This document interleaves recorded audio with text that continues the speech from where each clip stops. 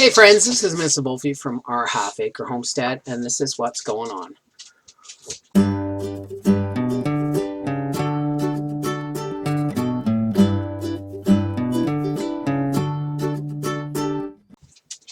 And seems to be the moment I say, this is the Mrs. Volfie, Gracie wants to be in on the film. Oh my goodness. This is our daily thing. We got tangled in the electric fence. Don't try to ignore me. You got a kiss for me? You got a kiss for me? Thank you.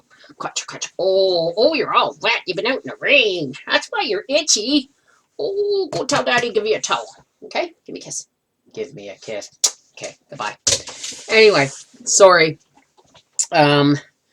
Seems to be, I've tried this 3-4 times, and Gracie just had to be in on the shot, or she wasn't going to leave me alone. So, now that we got that over with, I was going to say don't look at my hair, but my hair looks pretty good, actually. Anyway, yesterday was the day from hell. I thought I was feeling somewhat better. I mean, I felt yesterday as good as I sound today, which isn't that great, but took me most of the day, but I managed to get the dishwasher unloaded and loaded. My chicks all clean, my eggs turned. Oh, what a nightmare. Turns out that brand new $375 incubator that I bought, or whatever the hell it cost me, killed my eggs because the temperature fluctuates like 5 degrees at a time. So you get it set, and if you turn the eggs every 8 hours, it's fine. But if you miss one and you let it go 12 hours, then it gets too hot in the incubator. It relies on you taking the lid off. So consequently, those eggs and my orange star eggs got cooked. It went up to 110 degrees in there. And I'm pretty sure nothing survived because I candled them and I saw no movement. I was really very upset because I paid good money for that incubator. So anyway, if I seem distracted, it's because the dogs are having a wrestling match outside my office door like they do whenever I try and get on the computer and make a video like this. What was I going to tell you guys? I'm so sorry if I seem scattered, folks. I have tried to do this several times. Don't look at my hair. You guys, I wanted to tell you guys, I've started a campaign to raise some money. Don't flip out, okay? Everybody knows YouTube has been going downhill on everybody. And so I decided, you know what? I'm going to do what everybody has been begging me to do. Make a t-shirt. Yes, I have made a t-shirt called Don't Look at My Hair. Now, you folks asked for this.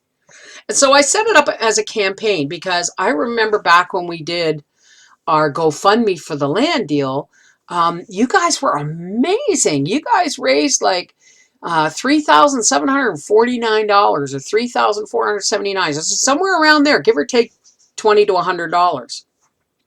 And that made a huge difference. Now, I know we live in the middle of nowhere, but it was an expensive job. It took us 2 years and over $13,000 to expand our lot from a half acre to a full acre. And half of the expansion's ravine. But the problem is not the quality of the land. It is the location of the land. It's farmland. And it was designated never to be severed, which means it could never be severed. But we could apply to enlarge our lot, which is what we did. Well, I mean, the hoops we had to jump through. You saw it, folks. Took us 2 years. And there's a lot of nasty, negative side effects that came with that. And I mentioned it in the last video, and Papa wouldn't let me. But the thing is for that $13,000, sure, we probably could have got 50 acres in the middle of New Brunswick. A, we're in our 50s. We're getting too old to start over. B, we bought this place out of 2 years out of bankruptcy and had to come up with half the money down. We're too old to start over, folks. We have put everything mentally, emotionally, and physically and health-wise into this property.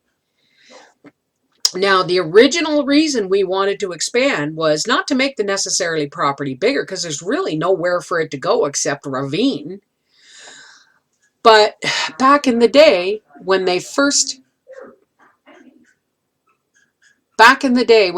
started, you know, before they made the law that you can't sever agricultural property, someone bought this lot for their kid, and everybody was good neighbors and all that stuff, and nobody really paid attention to the exact boundaries of where things were going when they were built.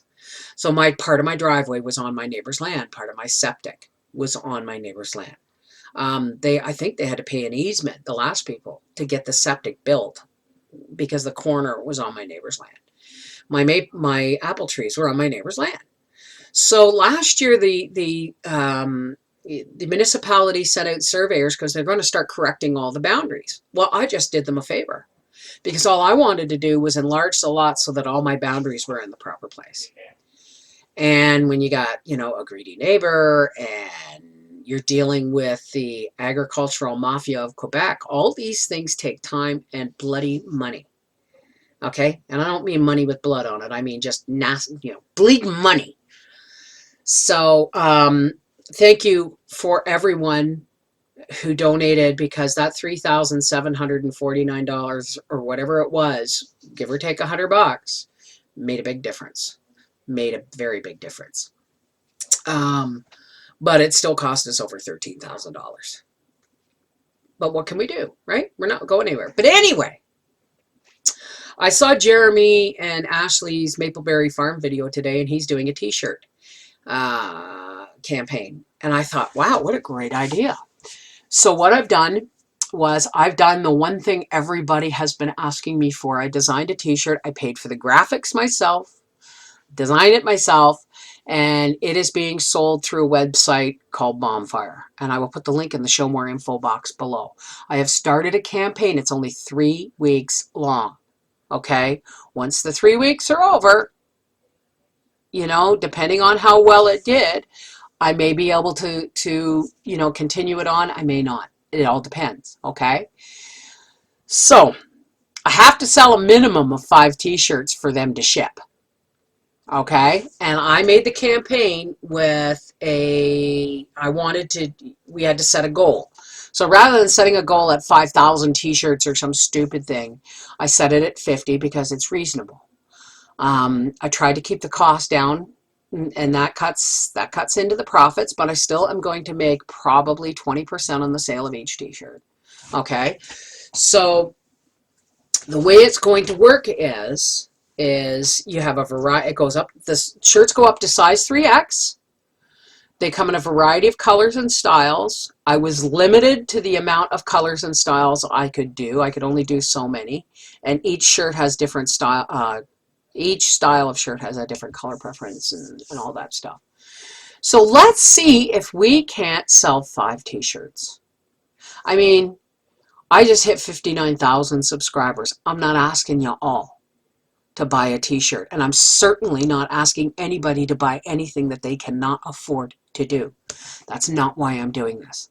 I'm doing this to make a little money, yes, because God knows with all that bullshit we need fences now. We certainly need fences now, and the dogs need a run, and the goats need a bigger paddock, and Papa's got to, you know, he's got to rent a backhoe to dig stumps and get things ready for a pig roast. So you know what? I set the goal at 50 t-shirts. Let's see if we can get it there. Okay? This way, you're helping, but you're getting something for it. All right?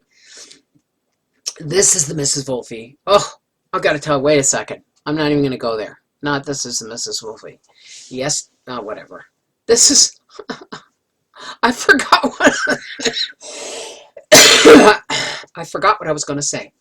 So we'll end it there. This is the Mrs. Volfie from our half-acre homestead saying, if you could afford to buy a t-shirt, great. If you can't, don't worry about it. Either way, you got 3 weeks to decide. Remember, you asked for it. Don't look at my hair. Take care. God bless.